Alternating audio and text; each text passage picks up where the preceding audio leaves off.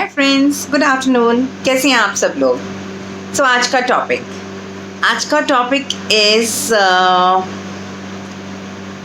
N cocktail of antibodies, a cocktail of monoclonal antibodies. So आप सबने सुना होगा कि ये एक नया drug, a cocktail of monoclonal antibodies has been launched. हाल ही में ये ड्रग लॉन्च हुआ है। और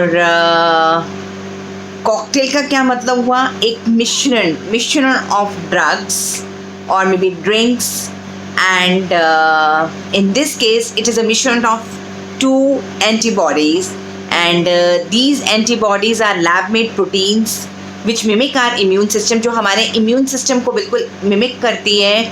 और इसको CDSCO से मान्यता मिल गई है, emergency authorization की for our country, and emergency authorization इसकी दूसरी countries में भी आ गई है, जैसे कि US में और few other member states of European Union में भी। तो अब ये it is a cocktail of two antibodies, those are casirivimab and imdevimab। ये दोनों 600 मिलीग्राम की हैं, टोटल 1200 मिलीग्राम का ड्रग है। और 1200 मिलीग्राम का ड्रग है, 2 से 8 डिग्री सेल्सियस में इसका स्टोरेज है।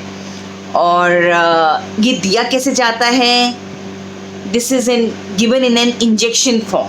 ये इंजेक्शन फॉर्म में दिया जाता है, इसकी कोई गोली नहीं है, कोई पाउडर नहीं है जो घोल के दिया जाए, तो इंजेक्शन के फॉर्म में दिया जाता है। और इंजेक्शन सबक्यूटेनियस भी लग सकता है, यानी कि चमड़ी के बिल्कुल नीचे लगता है, और इंट्रावीनस भी इंजेक्शन लग सकता है। अब क्योंकि ये इंजेक्टेबल है तो इट इज़ बेटर कि ये हॉस्पिटल में ही लिया जाए, बिकॉज़ एक नया ड्रग है, तो अगर हॉस्पिटल में लिया जाए तो 1-2 घंटे के ऑब्जर्वेशन में रखा जाए तो काफ़ी फ़ायदेमंद रहता है। देखिए, बहुत अच्छी बातें हैं इस ड्रग के बारे में, लेकिन एक ही बात है जिससे थोड़ा सा परेशानी वाली बात हो सकती है, वो है इसकी cost. It is very it is gonna burn your pocket, क्योंकि ये ड्रग 50 से 55 हज़ार तक की इसकी कॉस्ट रहेगी, whereas the quoted cost is 59,750। Drug लाया है रॉश कंपनी, जो कि एक स्विट्ज़रलैंड की फार्मा कंपनी है, और हमारी कंट्री में सिप्ला इसकी डिस्ट्रीब्यूटरशिप कर रही है।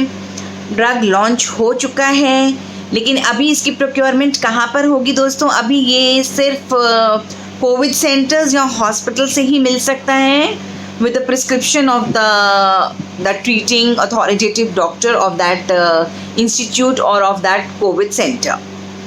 तो मार्केट में खुलेआम अभी दवा नहीं आई है।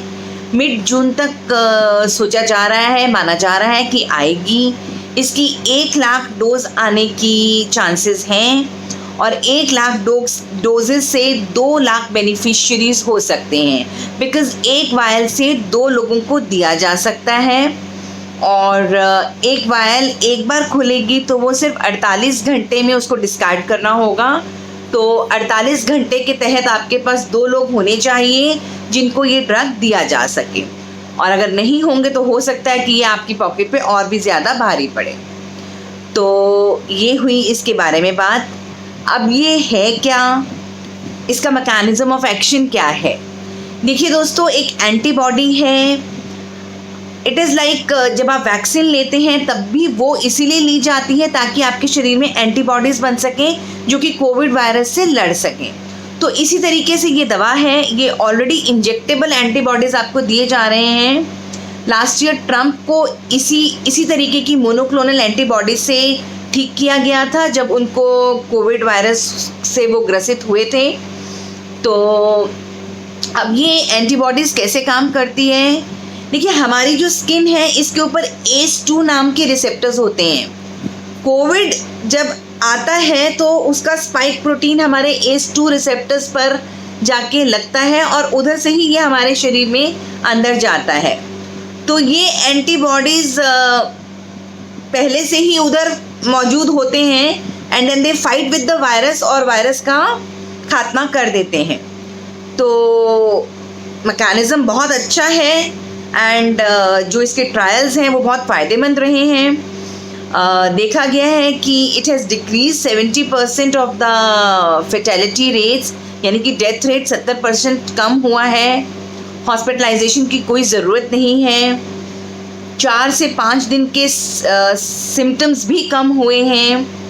तो जब हॉस्पिटलाइजेशन की ज़रूरत नहीं है, डेथ रेट कम हुआ है, सिम्टोमेटोलॉजी कम हुई है, तो ऑब्वियसली हेल्थ केयर वर्कर्स के ऊपर इसका बर्डन भी कम हुआ है। अब ये दवा दी किसको जा सकती है? ये दवा 12 साल से बड़े बच्चों में और अडल्ट्स को दिया जा सकता है। I mean paediatric age group till 12 and above it can be given. और बशर्ते कि व्यक्ति का वजन 40 किलो या 40 किलो से ज़्यादा होना चाहिए। और ये दवा उन लोगों को दी जाती है जिनके अंदर पहले से रिस्क फैक्टर्स हैं, जिनका कि हमको डर है कि अगर कोविड हुआ है तो कोविड बहुत सीवियर जा सकता है। तो रिस्क फैक्टर्स क्या हो सकते हैं? अगर कोई हाईली डायबिटिक है, कोई हाइपरटेंसिव है, कोई ओबीज है, किसी को किडनी फेलियर है, किसी को हार्ट की परेशानी है, किसी को कोई कैंसर हुआ है, किसी को कोई और इम्यूनो कॉम्प्रोमाइज स्थिति है जैसे कि कोई ऑटो इम्यून डिसऑर्डर है, तो इस तरीके के लोगों में इस दवा को दिया जा सकता है और उसका फ़ायदा है। और दवा देनी कब चाहिए? जब कोविड का infection mild to moderate state में हो, यानी कि हमको उसको माइल्ड टू मॉडरेट से सीवियर तक नहीं लेके जाना है, उस टाइम पर ये दवा दी जाएगी। तो कौन से दिन पर दी जाए? तो इसको आप कोविड शुरू होने के दूसरे तीसरे दिन पर दे सकते हैं, जब आपका बुखार ना टूट रहा हो, 101 102 तक बुखार चल रहा हो और व्यक्ति को ऑलरेडी कोमॉर्बिड कंडीशंस हैं और डर है कि वो किसी सिवियरिटी ऑफ कोविड में ना चला जाए, तो उस वक्त पर ये दवा दी जा सकती है। उस व्यक्ति को ऑक्सीजन की ज़रूरत नहीं होनी चाहिए और उसका कोविड टेस्ट पॉजिटिव होना चाहिए। तो ये सब चीज़ें ज़रूरी होनी चाहिए किसी भी एक व्यक्ति को ये ड्रग देने के लिए। और इस दवा को इंजेक्टेबल फॉर्म में दिया जाएगा और इस तरीके से हम इस दवा को फिर दे सकते हैं। और हॉस्पिटल सेटिंग में दिया जाए तो ज़्यादा अच्छा है। और let's see how it works. It can come out to be a game changer. भगवान करे ये गेम चेंजर हो और जब ये आ जाती है दवा तो बहुत लोगों को इसका फ़ायदा मिले। तो let's just hope for the best. तो ठीक है दोस्तों, थैंक यू वेरी मच।